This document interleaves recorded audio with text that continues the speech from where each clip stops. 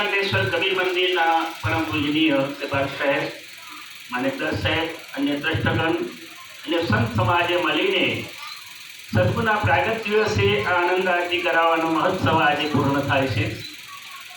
પ્રગટ સાહેબની જે દિવસ છે એ દિવસની આજે ઉજવણી કરવામાં આવી છે. અને ધન્યવાદ છે કૃપાલ સાહેબને, માનેકદાસ સાહેબને તથા એમના દસ પરિવારને. આ મંદિરના જેટલા પણ સેવા કાર્ય સમાજ જે છે એ બધાને મારા કોટી કોટી વાર બંદી સાહેબ. કેમ કે આ ઉજવણી દર પૂનમે કરવામાં આવે છે, છતાંય આપણે ગદ્દાર પણ ઉજવવામાં આવે છે. એના નિમિત્તે આજે 2 દિવસ પહેલાં આપણે રાખી છે.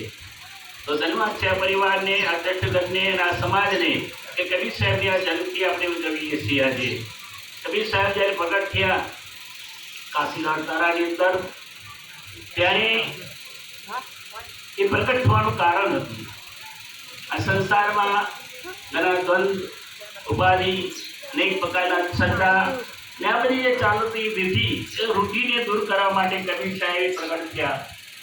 અને કબીર સાહેબ પ્રગટ થયા પછી એને ઘણા સંતોને સાહેબે દર્શન આપ્યા. ઘણા સંતોની જે બાંધાઓ હતી એ બધી મટાડી.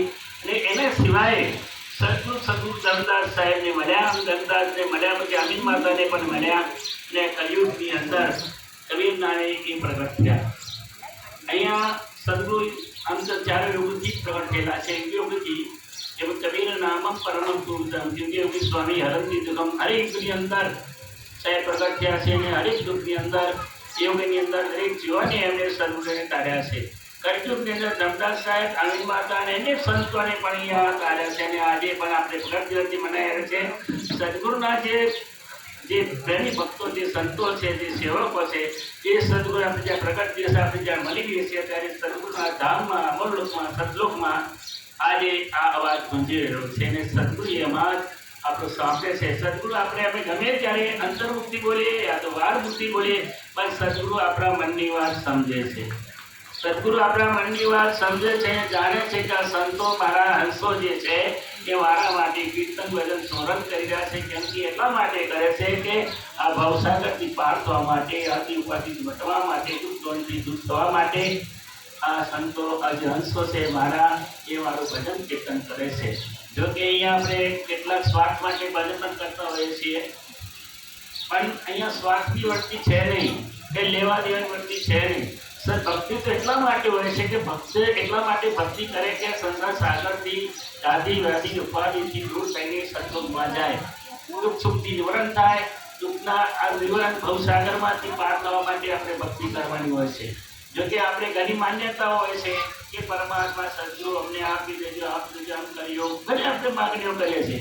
એ માગણીઓ સાહેબ પૂરી કરે છે, પણ આપણે આપણી માગણીઓથી દૂર થઈને, યાદ રાખજો, આ માગણીઓથી દૂર થઈને સદગુરુ જે ભક્તિ કરે છે, સદગુરુની ભક્તિની અંદર દરેક સંતની અંદર જે સંભાવ રાખે છે, જેની ક્ષમતા રહેલી છે, યાદ રાખજો, ક્ષમતા દરેકની અંદર પોતાના સમાન, પોતાના આત્મા સમાન, પોતાના જીવ સમાન, દરેક જીવની અંદર વૃત્તિ જેની રહેતી હોય એની અંદર પરમાત્મા હંમેશા નિસ્વરૂપમાં હંમેશા વિરાજમાન હોય છે. એ એનાથી દૂર નથી હોતો. કેમ કે શક્તિ આપણાથી દૂર નથી. મોકો કહા ઢૂંઢે બંદે મેં તો તેરે, પણ આપણી મોકો કહા ઢૂંઢે બંદે મેં તો તેરે પાસ મેં તેરે પાસ મેં ત્યારે છું કે જ્યારે તું મારા ઉપર સમજી દરેક જીવ સમભાવથી વર્તન કરતો હોય. સમતા ભાવ, સમતા ધર્મ હૃદય વસે, વિશ્વમતા હોય નાશ. સમતા ધર્મનો મતલબ એવો છે કે આપણી અંદર કોઈની પ્રત્યે ઈર્ષા ના હોવી જોઈએ, કોઈની નિંદા ન કરવી જોઈએ, કોઈ સર કપટ ના હોવું જોઈએ. ત્યારે સમભાવ થાય. સમભાવ માટે પોતાના સમાન દરેક જીવની અંદર આપણો ભાવ અટકાવવો છે. દરેક જીવની અંદર મારા પોતાનું સ્વરૂપ આપણે જ્યારે નિજકતા હોય ત્યારે પરમાત્મા દૂર નથી આપણા માટે, સાહેબ દૂર નથી, સાહેબ પ્રગટ થાય છે. એ સાહેબને પ્રગટ કરવા માટે આપણે ક્ષમતા ધર્મ રાખવું પડશે. ક્ષમતા ધર્મ હૃદય વસે, અરે વિશ્વ મમતા હોવે ના.